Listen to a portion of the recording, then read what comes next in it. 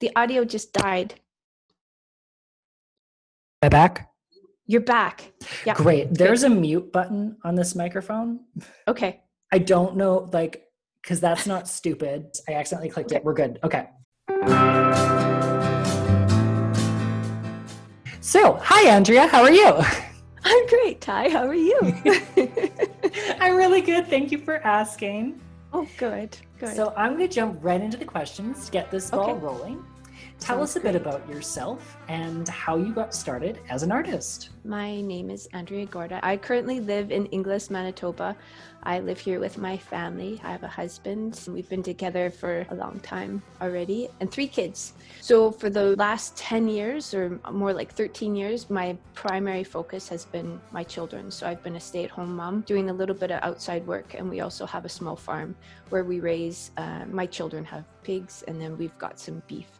And that's primarily where I've spent my time. And as far as art goes, I think it was 2018, late 2018, I was asked by my brother-in-law to paint a portrait of his business partner that he ranches with, and I said sure. And it was kind of like one of those fake it till you make it things. So I picked up a paintbrush, and I'd done about maybe 2 paintings before with acrylics, and so I set to it and I did it, and I really enjoyed it. Prior to that, I had done a lot of kind of dabbling with photography. I have another side project right now that I'm working with, photographing pasture riders in community pastures. Yeah, that's pretty much where I've spent my time and where I am spending my time currently. So what do you think viewers should know that gives important insight into your work and your artist practice? I think it will be very clear by my work that it's coming from a rural point of view. I grew up north of Winnipeg, so where I am living now, 4 hours from Winnipeg in a small town of 200 people, I've kind of acclimated, I guess, to a really rural setting and have really embraced that. And I feel like my art or work, I guess, probably the word I feel better using, I guess, is kind of a conversation about the interfaces of landscape, community, whether it be rural community, urban community, I guess in a very accessible format. So yeah, is what I'm looking for in my work. Absolutely. And I think that kind of bleeds into my next question, which is what the current direction of your practice is and what themes, ideas, and techniques and mediums you're exploring. Currently, I do a lot of sketching during homeschooling, or I guess at-home learning. I think the last day I painted was March 11th. And so I haven't picked up a paintbrush since, because I feel like my time has kind of been sucked up into this big vacuum of other happenings.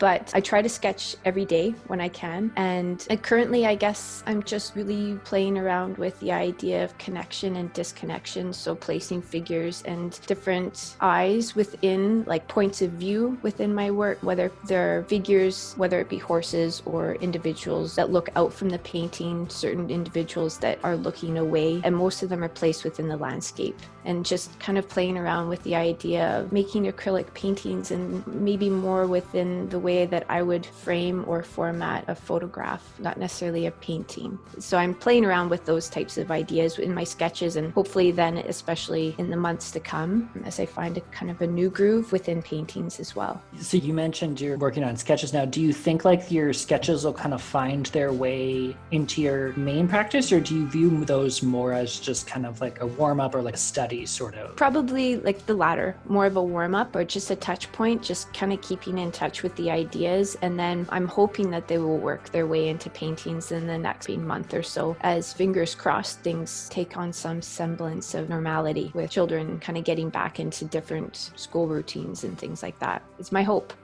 You touched on a little bit of the rural perspectives and the connections with community. Can you tell me a bit more about like kind of where that comes from and where the rural kind of influence comes for your work? Like what's the inspiration behind that? I think I find that sometimes just within a community, especially a small community, everyone's fighting up against everybody else. And so you have to learn to work with the people that you instinctively click with. That's an easy kind of way to work with people. But then there are also people that you do not necessarily have a common common background with or common ideas, but you still have to work with them for a collective good. So I think that's where some of the images in my photography, they're kind of putting forth the idea that they're not necessarily easy images to look at, maybe from different perspectives, but they're coming from a place of, or an idea of exploring that each of these images has a community around it, whether it be a natural community like the land, different land coverings, or just human community. And just kind of putting it out there, like throwing ideas out there that maybe are not necessarily easy ones, but kind of offer different points of view within the common dialogue that's happening right now with land use, food choices, those types of things, just to kind of make sure that dialogue is continuing to happen as we collectively navigate our way through what we're hoping to achieve. Absolutely. I think that's poignant, especially right now with everything that's going on. Yeah, no, I think so too. I mean, we all have different priorities than maybe we did back in February, where climate change and land use and sustainability were top of mind back in January, February 2020. And it's kind of been circumvented a little bit by COVID. But I mean, those conversations are still ongoing, and we'll still have to continue those conversations into the future, even if COVID sticks around for a while longer than we maybe are all hoping. So that's kind of the perspective or the point of view that I'm coming from. More of an urban background and growing up on suburbia, hyper suburbia on an acreage by Stonewall, which is like the ultimate bedroom community. And now being located in a really rural area, I find that there's places of disconnect where people are just on different wavelengths. And I feel like there's a need for work to be put out there that kind of connects the two wavelengths, and maybe at some point they can discuss and not necessarily agree, but explore things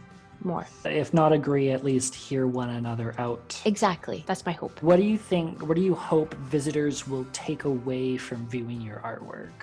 Honestly, it sounds as though that I've probably done artwork with the viewer in mind, but it sounds very selfish and self-centered. I don't know if I do my artwork with the viewer in mind. It's more of a dialogue and a conversation that I'm having with myself, because I myself don't have these things figured out. So it's a way for me to kind of just mull them over in my mind and think about them while my hands are busy creating work. But maybe that's what I want the viewer to think about, is that I myself don't have everything figured out, and chances are the viewer doesn't have everything figured out, and that's okay. These are good things to think about and mull over, and they don't need immediate easy answers, because I think we've always had the tendency to be really attracted to easy pat answers, but maybe it's okay to get really comfortable with the tension of not knowing. I think it's actually really important, especially now, because I find a lot of the times I see the argument a lot online where they're like, oh, there should be placards and explanations everywhere, and it's kind of, well, like, I don't necessarily know if every artist sees that necessarily is the point. Sometimes not everything has to be an answer. Some things need to be a question. It's up to you to define what you're taking away. And I think that in and of itself is having acknowledged the viewer. And I think it's perfectly acceptable to say the dialogue is that I'm bringing you into my thought process, and it's up to you kind of what you do with that. I think that that's really beautiful. Yeah, I feel like in so many ways we really, as a society, need to go into every situation. And I definitely, for myself, and maybe that's part of why I do what I do,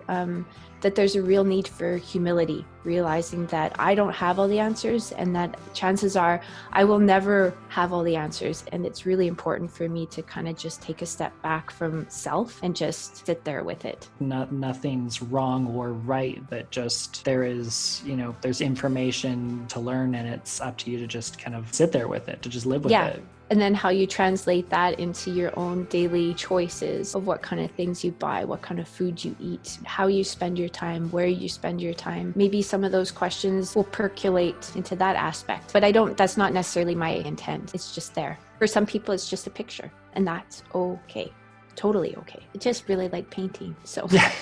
And that's great. Like, I don't know, like, I think that that's what it really needs to be about. Like, because I'm in like my master's studies, and I think that sometimes like the students get like into this pressure of like everything has to mean something and everything needs to have like this concept. And I've heard like when you get out, it's just like, I can just paint, and that's cool. You don't have to make with the idea that critique is going to happen, right? And I kind of went through that too, and looking at art and thinking about making art. I never did it because I didn't give myself the permission to, because during university, my partner was a fine arts student, and On behalf of all fine art students, I'm very sorry because I know the art that I wanted to make during my teens is stuff that was clearly in the minds of fine art was not art, and it was not worthwhile. And I mean, maybe what I do is not worthwhile. Whatever, I just really like to do it. So I've just decided to give myself the permission to just really do it, and hopefully no foul, no harm comes of it to people. Well, I mean, if it does, it's not your fault. It's not your problem. Yeah, I guess. It's just a bloody paintbrush and some paint. It's not like I'm blowing things up. So I'm clearly overthinking things, but well, yeah. I mean, I don't think you are. I mean, if someone has that reaction, first of all, I think that's actually kind of cool. If someone goes to those extremes, I'd be like, I did that. Cool. Because that's pretty impressive. Yeah. And my paintings really, like, they're tame. So, I mean, really, I think they're tame. But maybe in some world they're not, but they're pretty tame. So I don't really stay up at night worrying about that. So I'll move on to the last question. How has the pandemic affected you both in general, but also just in regards to your art making? I think as far as art making, it put a huge left turn, right turn to the point where it's almost, as I said, I haven't painted since March 11th or 12th, the day before I went to Yorkton to get groceries and found out school was being canceled while I was standing in Walmart. I'm like, oh geez, this is going to be interesting. And then it's just been kind of like a head down, kind of in this bubble with my family, just really connecting with my kids. And it's not been easy at all.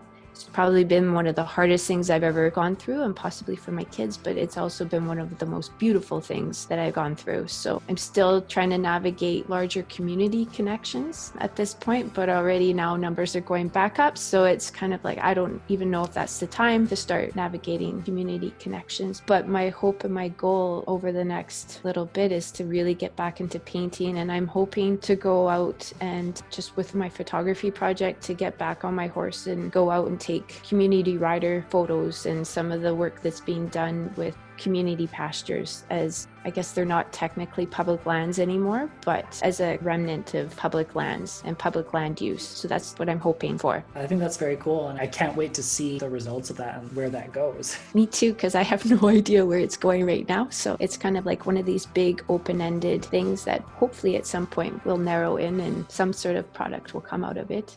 But if it doesn't, that's okay too. The experience has been really, really good. Do you have any websites or any social media pages that anyone can check out? On Instagram, if you want to see some of my photography, you can go to @PonyBronc, so PonyBronc. I can't wait to see your work in 2021. I think it's going to be really interesting. Thank you so much for meeting with me. It's been a pleasure talking to you and getting to know you. Well, thank you. Thank you.